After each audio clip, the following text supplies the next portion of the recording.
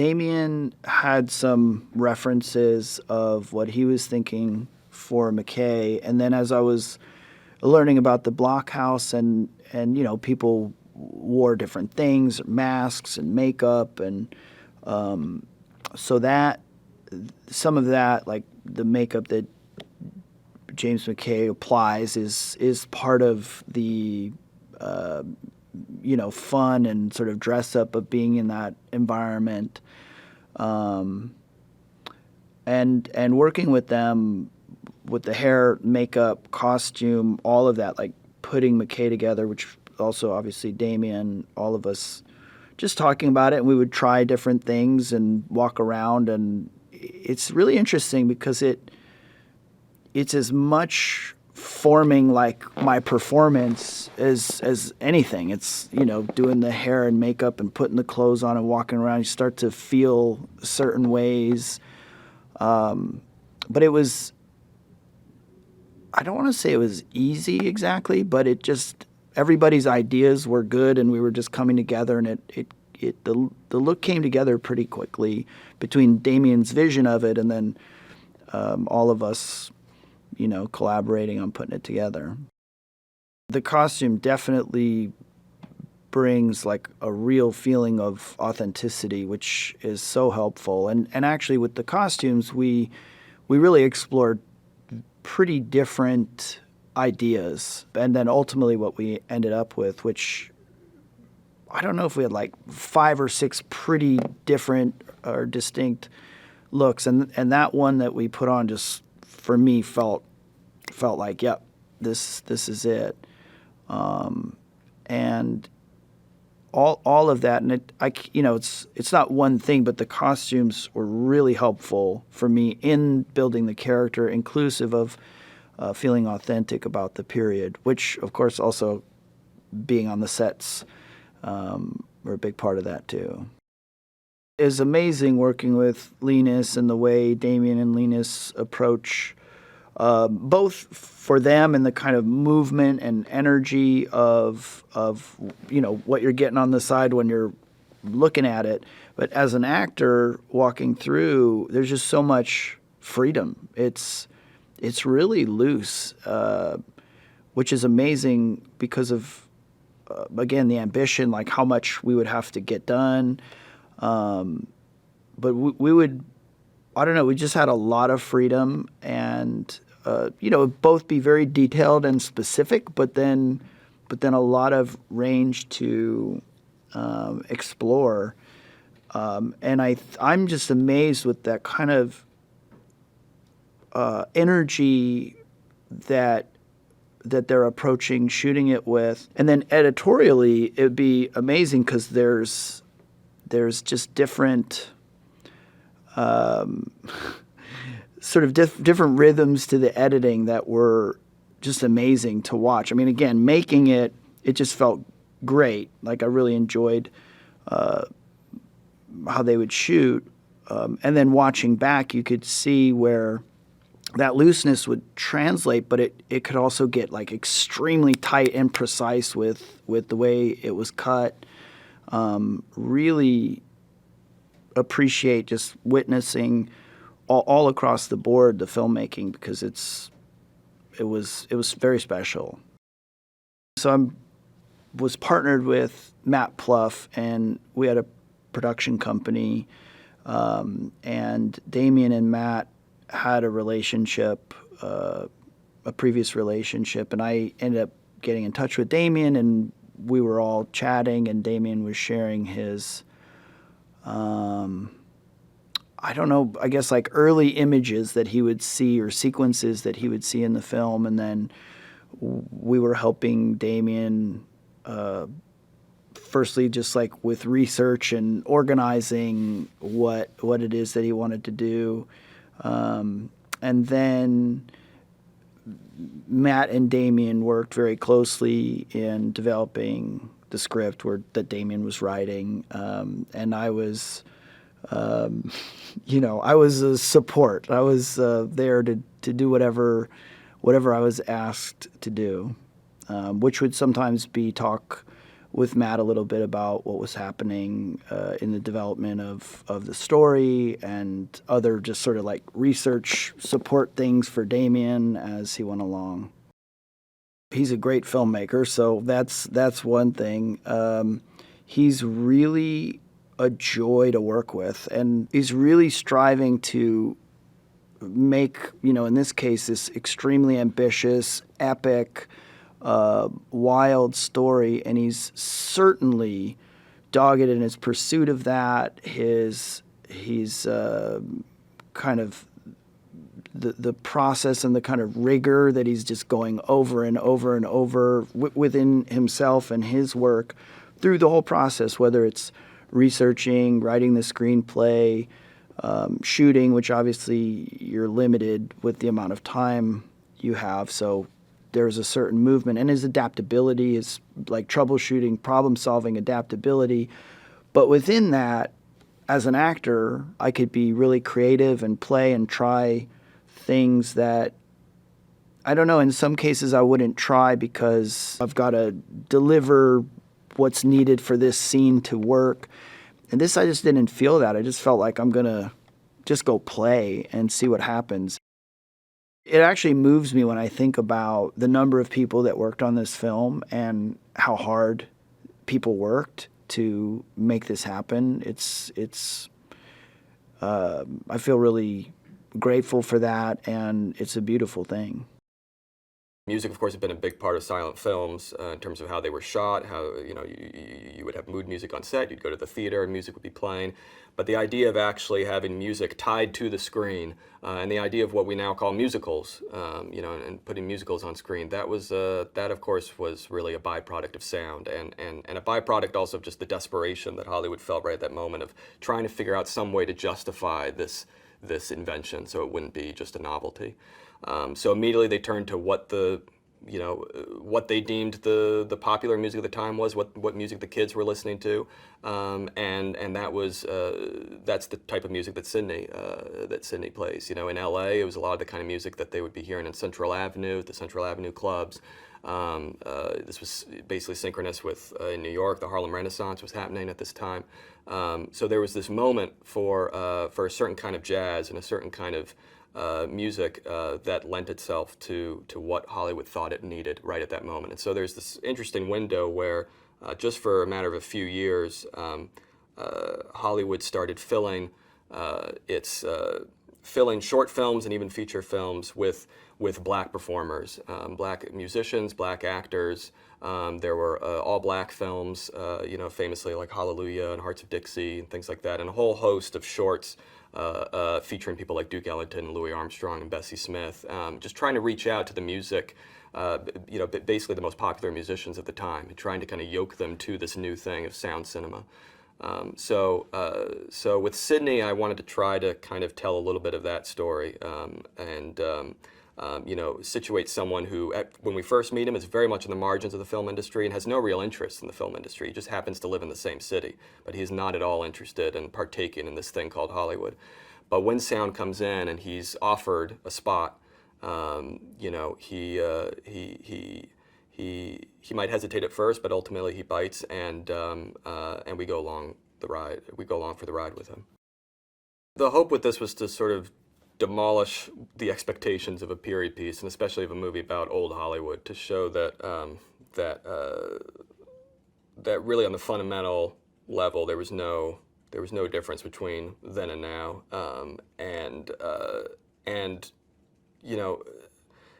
something that happened to me a lot when I was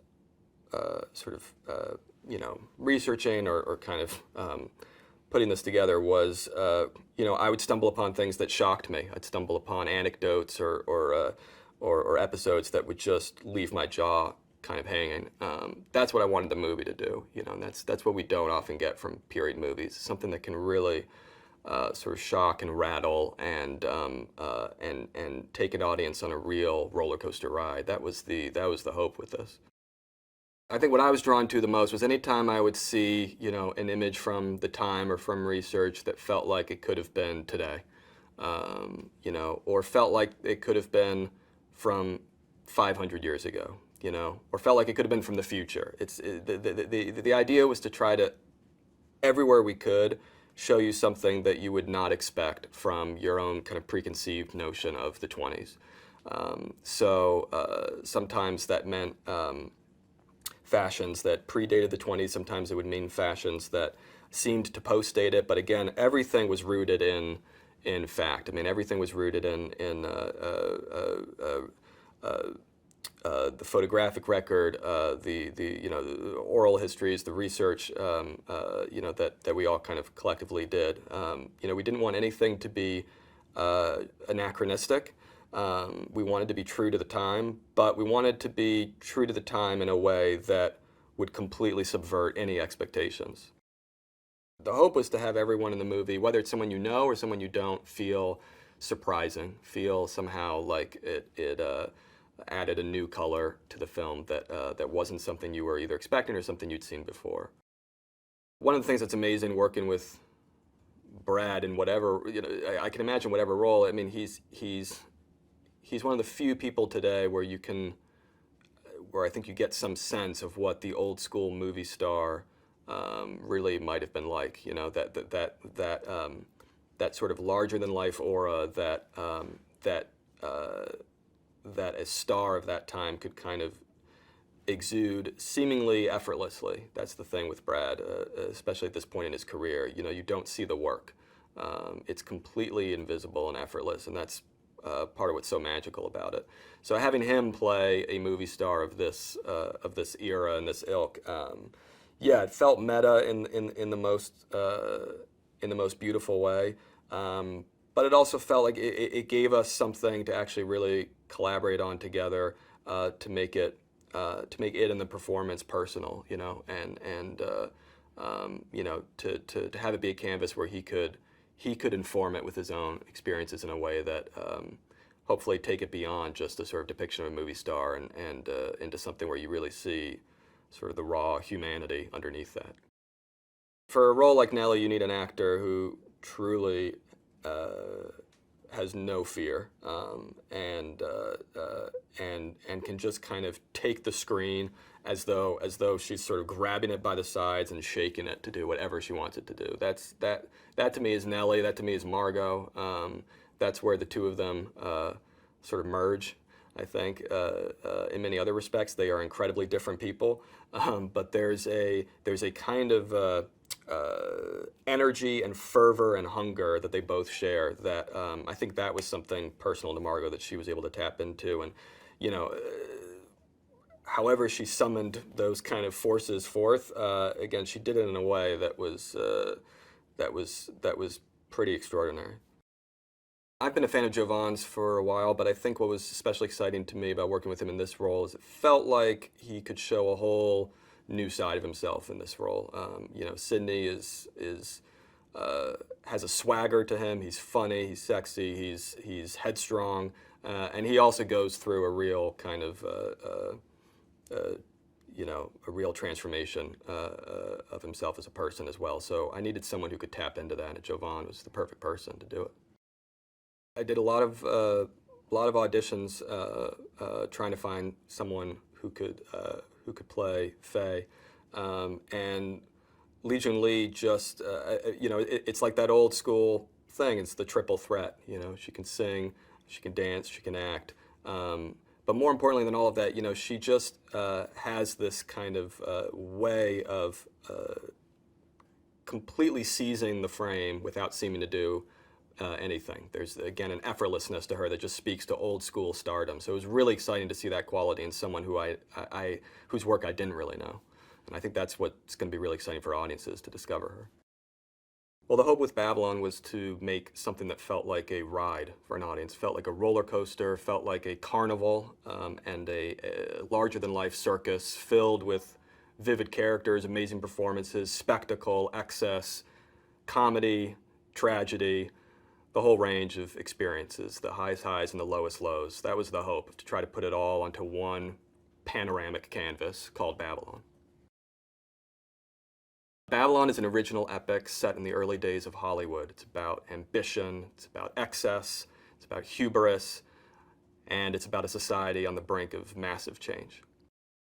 I basically early on became interested in those early days of Los Angeles and Hollywood when they were still getting built and getting kind of figured out. And but the more I sort of looked at that period of time, the more I became aware of just how crazed and insane the people were and the environment was.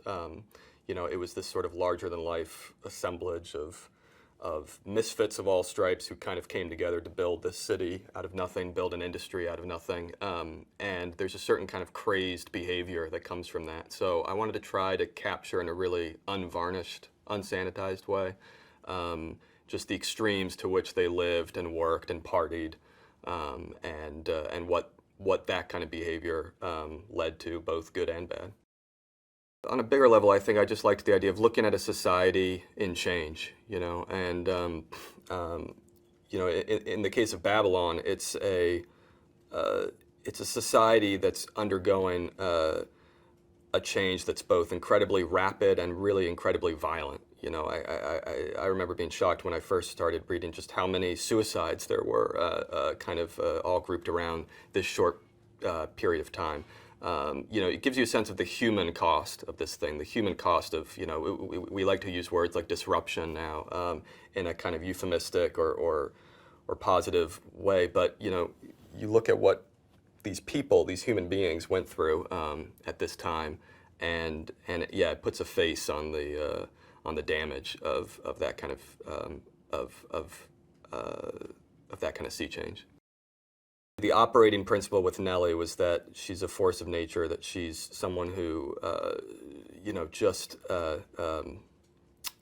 kind of crashes into everything that she encounters, but there's a kind of magic that arises from that. It's part of why she becomes a star so quickly. It's also part of why she in her career encounter problems so quickly.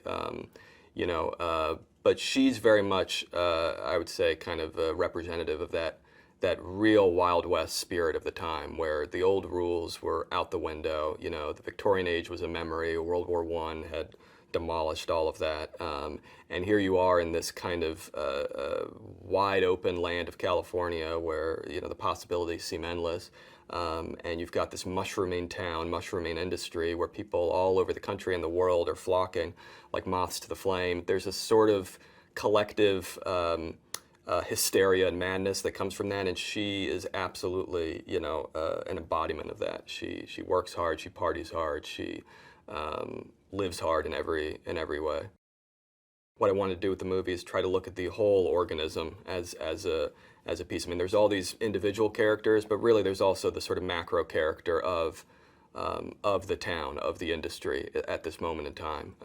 And so I wanted to try to parallel some of these paths. Someone who's just rising up with someone who is the sort of current king of the moment.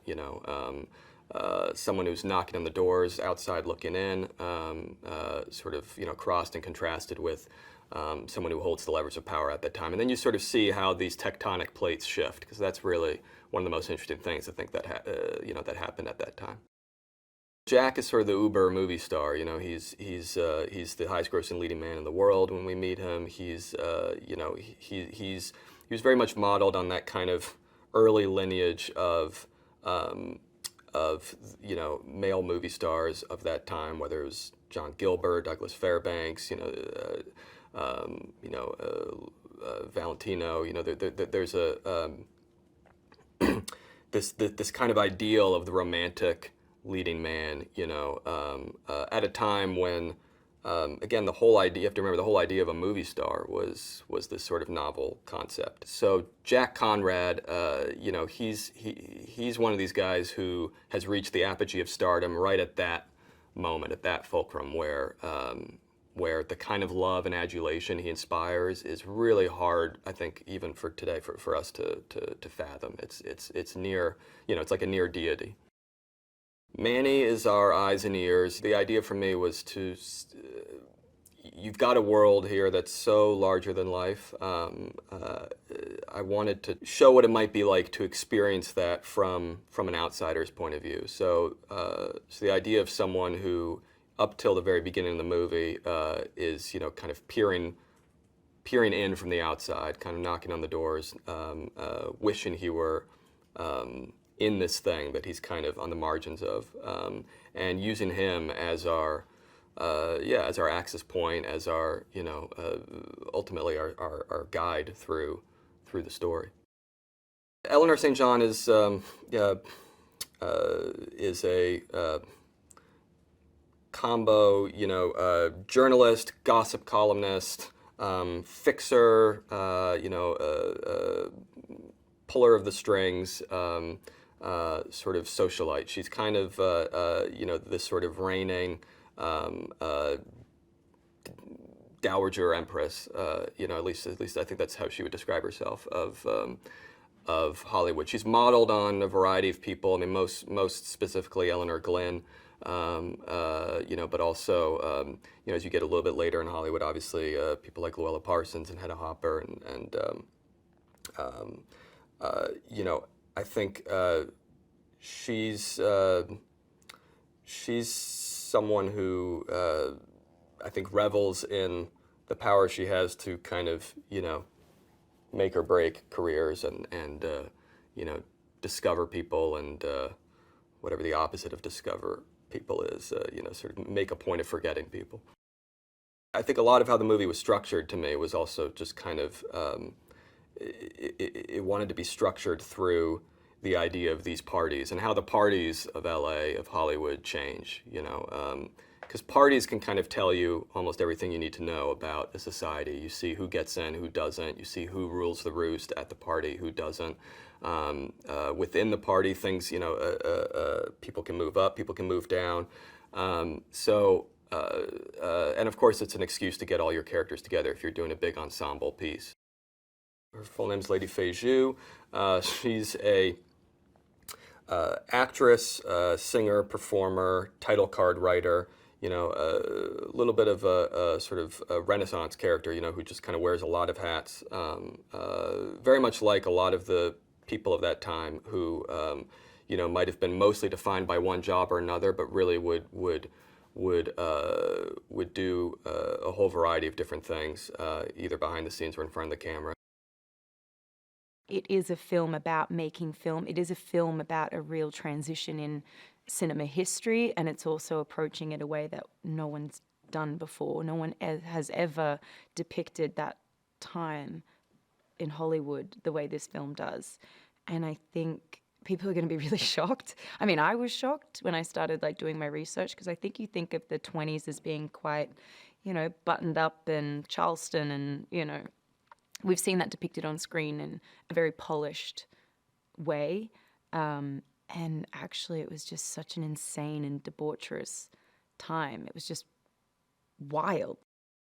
She's an aspiring actress. She kind of catapults into the film, and she is trying to get into a Hollywood party, and she's not on the guest list. She's not invited, but she is going to get into that party no matter what, and she's just arrived in Hollywood, and she's going to be a big star. She knows she is.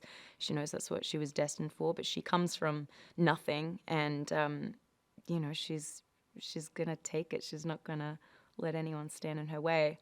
And she meets Manny, Diego's character, who helps her get into the party, and that kind of kicks off their relationship. They keep crossing paths, and well, you'll see. It's madness the way they used to shoot back then, out in the desert in broad daylight, because there's no sound. It was like a cacophony of noises. It's so different, and which of course in the movie you then see how different things are once you enter, the stages and the studios, and you have mics, and everything has to be so quiet. But to begin with, it's all blaring, harsh sunlight and crazy noise, and all the sets next to each other, all filming at the same time, and that's how they used to do it. And pouring asbestos for snow and whatever, and it's just madness. I think there's something just innately pure about Manny, and Nellie senses that the very first time she meets him, and I think it's the way he looks at her, kind of like from the night they meet. He kind of looks at her like he loves her and would do anything for her. And I think the selfish part of her recognizes that could be helpful for her. And then I think the hopeful part of her kind of recognizes that no one's ever really looked at her like that, with like a pure kind of love, not kind of a destructive kind of need or desire. So I think she knows deep down that Manny will always look after her or do whatever he can. When you're acting, knowing that you're shooting on film and knowing how rare that is these days to get to be able to do that, it feels so special. And you see this in Babylon, you can literally hear when a roll of film rolls out. Like there is this, it's just magic because you just want to give everything on that take. And you know, before you start a take, they'll say how many feet have we got left? And they'll shout out, okay, we've got such and such amount of feet left, you know, of film. Can we get a whole take for that? No, we'll never make it. Okay, take it from that line. Okay, go. Are we rolling? I mean, there's this moment, there's this feeling of like, we have to get it now and it's going to be printed on celluloid forever. Brad is exceptional in this film. I mean, I'm a huge fan. He's exceptional in everything. But there's something really special. And maybe it is that thing of like seeing an actor play an actor that feels like a little bit like you're seeing, I don't know, it's like you're seeing behind the curtain or something. And he's such a movie star in real life, and he's such a movie star in this film. But he's also, the character is incredible, and he does incredible things with it. But he really, like, says the things, his character says the things that I know Damien feels about the film industry and about, that we all kind of feel, you know, like why it's special and why it matters, and he articulates it. Jean's exceptional in this film, and we all know she's a brilliant comedic actress, and so you get such like pleasure out of all those little quips, those moments, and her accent and all the stuff she's doing. You just like eat it up. It's so good. But then her dramatic moments are just like, I can't think of another scene in a movie I've seen in any recent decades that has hit me in that way. It's so impactful and special, and she delivers it beautifully. Lady Faye has this composure that Nellie is never, ever, ever going to have. And I think it's so perplexing to Nellie that she can be all these things and then hold it so still at the same time. I think stillness is something that Nellie is just never going to achieve. So there is something so intriguing and magnetic about Lady Faye. And Lily is, you know, Lily's done Broadway. I mean, obviously she can sing and dance. She's exceptionally talented on a lot of different levels. But she brings that energy to Lady Faye that just really sets her apart from all the other characters in the film. So many of us like running around like chickens with their heads chopped off. It's just madness all the time. Even Jack Conrad, as you know, Brad's character, even as like smooth and suave as he is, he's still like a loose cannon. Like he's still, he's still like insane and in these insane relationships all the time, and just like, you know, getting drunk all the time and all this kind of stuff. But Lady Faye is just badass. Was it worth it? Oh my God, yeah. I think it will be the thing I'm most proud of in my entire life and my entire career, but also my entire life. And the biggest challenge, I would say, was just having the stamina to be Nellie. Like, she is so exhausting, and I've played exhausting characters, and I know I can. I have good stamina. Like I've worked with directors who do 20-hour days and make you improv the whole thing, and I've worked with directors who don't give you a script and push you to the brink, and I've worked with all kinds of directors, and I love it, and I know that I can. Like I know I can handle it. I'm never like, oh no, I can't. I'm going to be too tired to act today. Like I know I don't have that mode. I can keep going. But Nellie is the hardest character by far that I've ever played. Oh my God, Damien is the greatest. He is one of the greats of our generation. He is an auteur. I'm so lucky I got to work with him. And he is like our Scorsese, our Fellini, he is that. He is one of those greats. I have an endless. He is the first director that I ever felt like I was let off the leash with too. And maybe it's because it was this kind of character. If we did a different movie together, maybe, maybe it would be different, and our process together would be different for sure. But having him, the way he feels about this film and about making this film and about writing Nellie and the way I wanted to play Nellie, it was just like explosive. And it was the first time I felt like I went pedal to the metal. Like I've never really put my foot completely to the floor. It was like, and he let me do that. And I was be forever grateful for that he let me really, really go for it and expected so much of me. I love that. It's an eyeful. Yeah, you're going to see things on screen where you're going to be like, are they allowed to do that?